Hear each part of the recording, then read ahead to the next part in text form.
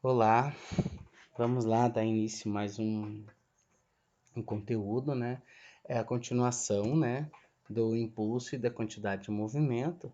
Só que o impulso e a quantidade de movimento, né, ocasionam alguns movimentos. Então, o princípio da conservação de quantidade de movimento, né? Vamos dar uma continuidade. O exemplo: dois blocos A e B de massa MA igual a 6 kg e MB 4 kg, move-se inicialmente sobre uma superfície horizontal lisa, nessa mesma reta, com velocidades VA 8 metros por segundo e VB 3 metros por segundo. Como ilustra a figura, né? Como a velocidade de VA é maior que VB, os blocos acabam colidindo após a colisão e após a colisão ficam unidos. Qual é a velocidade do conjunto após a colisão? Então agora, né, a gente vai ter uma velocidade após. Depois o professor vai fazer um experimento com vocês para vocês entenderem essa colisão, como que fica. Como eles estão no mesmo sentido, né? Então, vamos lá. A quantidade de movimento total antes da colisão deve ser igual ao total após a colisão. Depois da colisão, os dois blocos formarão um único corpo de massa de 10 kg, né? Que move-se a uma velocidade v, que a gente não sabe ainda, correto? Por quê? Porque o primeiro tem 6 kg e o segundo tem 4. 6 mais 4, 10, certo? Após a colisão, eles vão ter 10 quilos, soma as duas, certo? Então, a quantidade de movimento anterior é igual à quantidade de movimento depois. A massa vezes a velocidade é igual a massa vezes a velocidade, que é igual a massa vezes a velocidade, correto? Que é a soma das velocidades e das massas, a soma das multiplicações das massas pelas velocidades. Com isso, né, eu vou ter o 8 vezes 10, perdão, o 6 vezes 8 e o 4, deixa eu mudar aqui, e o 4 vezes 3, certo? Então, 8 vezes 10 vai dar 48 e aqui vai dar 12. 12 mais 48, 60. Aqui a massa permanece 10, né? E a velocidade. Então, o 10 está multiplicando, passa dividindo, portanto, a velocidade depois da colisão vai ser de 6 metros por segundo. Não é nenhuma média correta, a gente tem que lembrar disso, que na verdade não dá nem para fazer uma média, né? Porque a média seria 8 mais 3, 11, dividido por 2, 5,5. Então tem que cuidar dessa parte. Percebo que a conta é tranquila, é fácil de fazer, né? E só lembrar das fórmulas, né? Choque mecânico. Tipos de choque. Então, colisões, né? Qual que são as colisões? Perfeitamente elástica, né? Então, quando bate e essa colisão é uma colisão perfeitamente elástica, mas como que é essa colisão? A conservação de energia cinética após o choque. Os corpos retomam sua forma inicial, né? Então, isso aqui a gente pode falar que é uma perfeitamente elástica, não mudou, não deformou os corpos, né? Perfeitamente inelástica. A perda de energia cinética é máxima, né? Então, aqui não há perda de energia cinética, continua na conservação. Lembrando que energia cinética é a energia do movimento. Os corpos mantêm-se deformados após o choque e não se separam, né? Então eles continuam deformados. Por exemplo, o carro lá que o professor mostrou na figura no poste. A perda de energia cinética foi total, né? Porque o carro parou, o carro ficou totalmente deformado e o poste também ficou deformado. Parcialmente elástico. a perda de energia cinética após o choque. Os corpos mantêm parte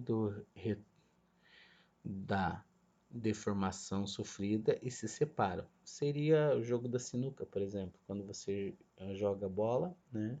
Uma bola bate na outra, elas se deformam, né? Mas como elas são maciças, a gente não percebe, né? A olho nu, e uma diminui a velocidade e a outra produz velocidade, então elas se separam, certo? Observação.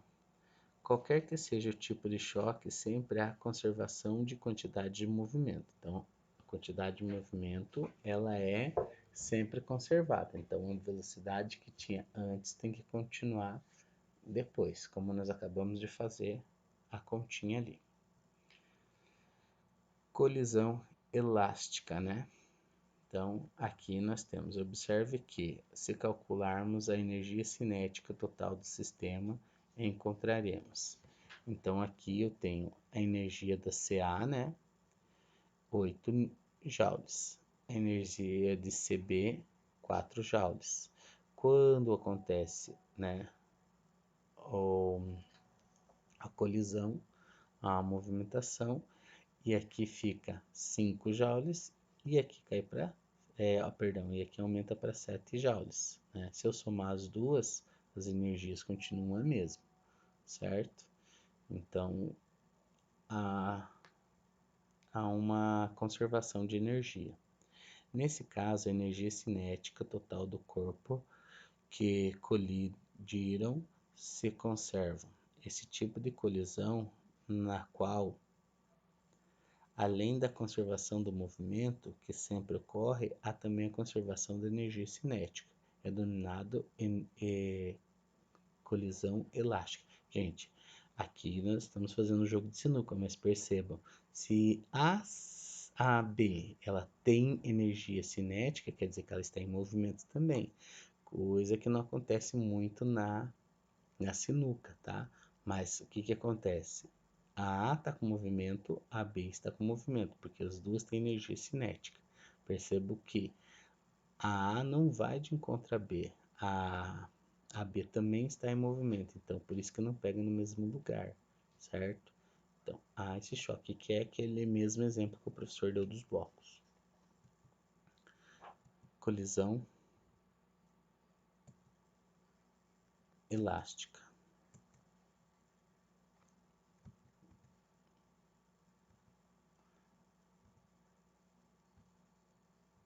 Deu algum probleminha aqui, vamos lá.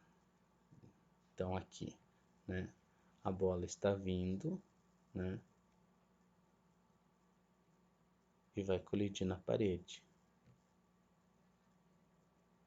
Há uma deformação, né, a bola retorna, né, ou ela para, certo? Então a colisão elástica, ela tem uma deformação de ambos, né, e ainda a energia cinética se reduz, certo? Colisão inelástica ou plástica, né? A gente também tem essa nomenclatura. É aquela onde a energia cinética não se conserva. Isso ocorre porque parte da energia cinética das partículas envolvidas no choque se transforma em energia térmica, sonora também, né? Que é quando faz o barulho, né? Não se esqueça, mesmo a energia cinética não se conservando, a quantidade de movimentos do sistema se conserva durante a colisão. A maioria das colisões que ocorrem na natureza é inelástica, né? Que faz barulho. Então, inelástica, né? Mesma coisa, a bola está vindo, encontra a parede, e aí vai ter a deformação, correto? E aí pode ter energia térmica, né, que é o aquecimento, e pode ter energia sonora, que é o barulho que faz quando duas coisas batem. E percebam que aí ela parou, certo? Colisões perfeitamente inelástica. Então, é aquela que após o choque os corpos passam a ter a mesma velocidade, né? Que é quando bate na traseira, que foi o exemplo lá dos bloquinhos. Tendo a maior perda possível de energia cinética do sistema, né? Então, aí a perda de energia cinética do sistema. A figura a seguir explica uma colisão perfeitamente inelástica. Observe, na colisão perfeitamente inelástica não se perde necessariamente toda a energia cinética, certo? O carro está vindo, entra no caminhão e eles continuam em movimento. Colisão perfeitamente inelástica. Então, é que aqui a parede está imóvel, né, gente? Então, por isso há essa diferença. Ó, aqui a bolinha parou exatamente na parede, certo? Porque a parede não tem movimento, então a bolinha também não teve movimento. Coeficiente de restituição, que é o Ezinho, né? Então, o coeficiente de restituição é definido como sendo a razão entre a velocidade de afastamento e a de aproximação, né? Então, eu tenho a velocidade de afastamento e a de aproximação. Eu vou pegar a de afastamento e dividir pela de aproximação. O exemplo aqui anterior, né? Qual é a minha velocidade de afastamento? Quanto que ele se afastou? Zero. Então, né? Meu coeficiente de restituição na terceira vai ser zero. Nessa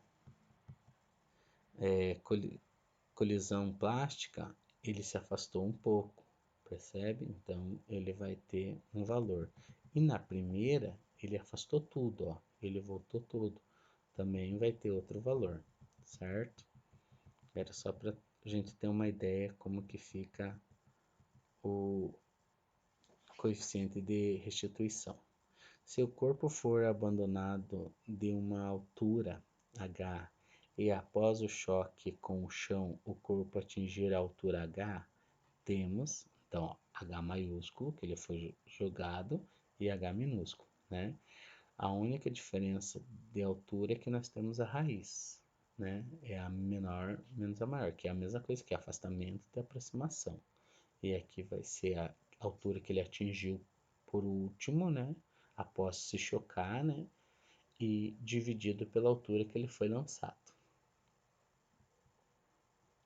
Aqui nós temos então uma tabelinha, né? Para expressar esse coeficiente em relação às colisões. O coeficiente de restituição, é um número puro, grandeza adimensional. Isso significa que ele está entre algum valor, né? Então, extremamente útil na classificação e equacionamento de uma colisão, né? Para a gente calcular e definir qual é a forma de colisão. Então, na colisão inelástica, a velocidade de afastamento é igual a de aproximação, portanto, é igual a 1. Colisão inelástica, o afastamento é menor que a de aproximação, portanto, ele está entre 0 e 1. E na colisão perfeitamente elástica, como o professor já havia falado, né? A velocidade de afastamento é zero, portanto, E é zero. Então, a gente vai ter uma variação realmente na inelástica. Na perfeitamente elástica é zero e na elástica é 1. Então, ou seja, é zero ou é 100%, né? Então, na inelástica vai ser essa variação das porcentagens. Lembre-se que O impulso é uma grandeza vetorial relacionada com uma força e o tempo de atuação da mesma. Quantidade de movimento é uma grandeza vetorial que possui mesma direção e sentido do vetor velocidade. O impulso corresponde à variação da quantidade de movimento, né? Que tudo isso o professor já falou, né? Ele mostrou, o professor abriu a fórmula para vocês aqui de quantidade de movimento.